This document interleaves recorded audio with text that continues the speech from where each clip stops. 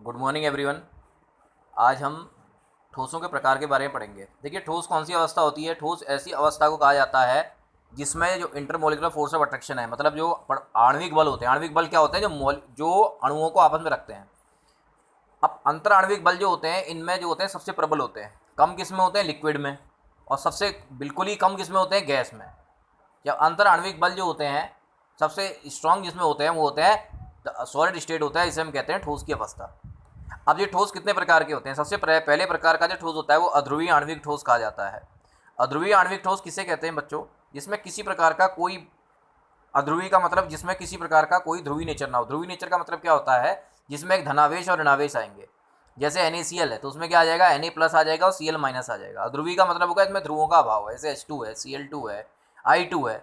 तो इसके बारे में हम देख लेंगे। इस तरह के ठोस क्या होते हैं? इस तरह के ठोस मुलायम होते हैं और विद्युत के अचालक होते हैं। इनका गलनांक भी बहुत कम होता है और अधिकतर एक गैस की अवस्था में रहते हैं। जैसे आपने देखा होगा कि H2Cl2 ये सब गैस होते हैं। इसके बाद आता है ध्रुवीय आणविक ठोस। तो ध्रुवीय आणविक ठोस किसको कहा जाता है? ध्रुवीय आणविक ठोस का मतलब क्या होता है? ध्रुवीय आणविक ठोस इस प्रकार के ठोस होते हैं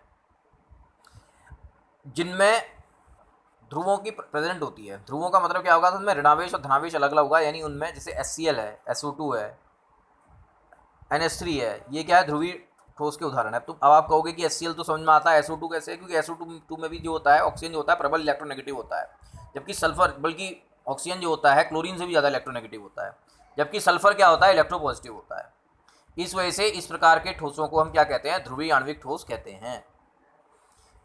ध्रुवीय आणविक ठोस के बाद जो तीसरे प्रकार का ठोस आता है वो आता है हाइड्रोजन आबंधित आणविक ठोस। हाइड्रोजन आबंधित ठोस का मतलब पहली बात है हाइड्रोजन बंध किसको कहा जाता है? हाइड्रोजन बंध उसको कहा जाता है जो हाइड्रोजन जो होता है इलेक्ट्रोनेगेटिव एलिमेंट। इलेक्ट्रोनेगेटिव एलिमेंट तो बहुत सारे हैं। कौन से इलेक्ट्रोनेगेटिव एलिमेंट होंगे? 3। फ्लोरीन, जब हाइड्रोजन फ्लोरीन ऑक्सीजन और नाइट्रोजन के साथ बंध बनाता है तो इस प्रकार के बंध जो जो इस प्रकार का बंध जो अस्तित्व में आता है उसे हम बोलते हैं हाइड्रोजन बंध। तो ध्यान रखेंगे, चाहे ध्रुवीय आणविक ठोस, अध्रुवीय आणविक ठोस हो, चाहे ध्रुवीय आणविक ठोस हो, चाहे हाइड्रोजन आबंधित आणविक ठोस हो, तीनों प्रकार के ठोस जो आते हैं वो वंडरवाल फोर्स के अंतर्गत आते हैं। अच्छा, वंडरवाल बल को आप कैसे सोचेंगे?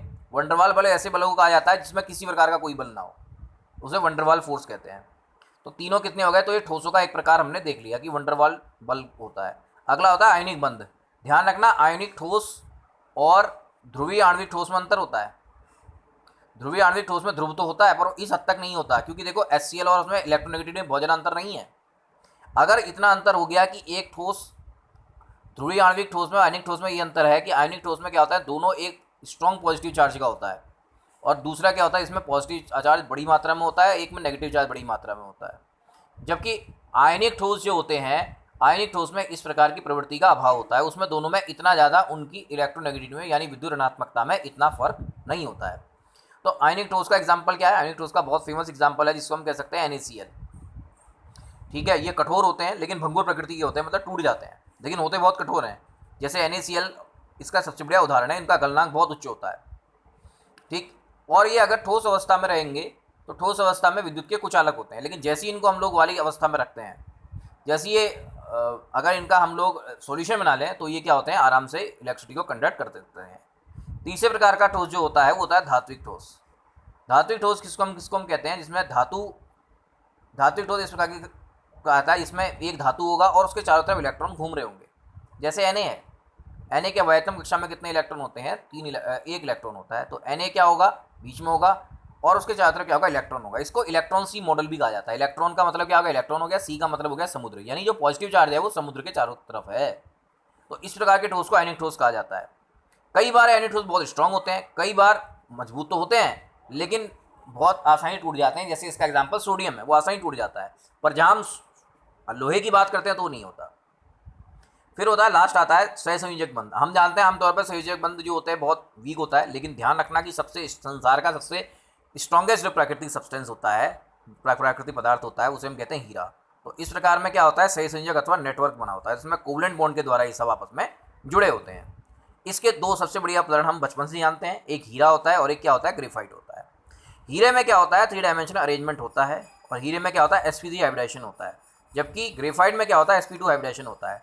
पूर्व नॉलेज के आधार पर हम जानते हैं कि जो sp2 हाइब्रिडेशन होता है उनमें क्या होता है? sp2 हाइब्रिडेशन में प्लेनर स्ट्रक्चर होता है, इसलिए जो ग्रेफाइट होता है वो बहुत ही सॉफ्ट होता है और उसका एक इलेक्ट्रॉन क्योंकि निकला होता है इसलिए क्या होता है? आराम से विद्युत का ये सुचालक होता है, जबकि हीरे में ऐसा नहीं होता, विद्युत का कुचालक होता है। तो इस तरह हमने सॉलिड के प्रकार देख लिए। अध्रुवी में कौन कौन से आते हैं हमने देख लिया। अध्रुवी में क्या होते हैं, केवल अणु होते हैं। इसका एग्जाम्पल क्या है, जितनी गैसें होती हैं जो सॉलिड स्टेट में कभी ना कभी रहें, तो उसका एग्जाम्पल है। आणविक ठोस में 3 प्रकार के थे। एक अध्रुवी, ध्रुवी में कौन सा होता है, HCl SO2, जिसमें थोड़ी देर के लिए तो नहीं, जिसमें पॉजिटिव नेगेटिव चार्ज होते हैं। फिर होता है हाइड्रोजन आबंधित आधारित, जिसमें हाइड्रोजन बंध का प्रभाव होता है। फिर आयनिक ठोस होते हैं, जैसे NaCl MgO, ये सब हमने देख लिए थे। धात्विक ठोस होते हैं, हमने देखे थे, जैसे Fe है, CO है, Ag है, Mg है। और सही ठोस जिससे SiO2 और C है। तो इस तरह से हमने इनको ठोसों के प्रकार को देख लिया। आशा करता हूँ आपको समझ में आया होगा। आज अगर क्लास लें तो ठीक है, नहीं तो फिर मैं आगे इसमें एक और वीडियो डालूंगा। धन्यवाद बच्चों।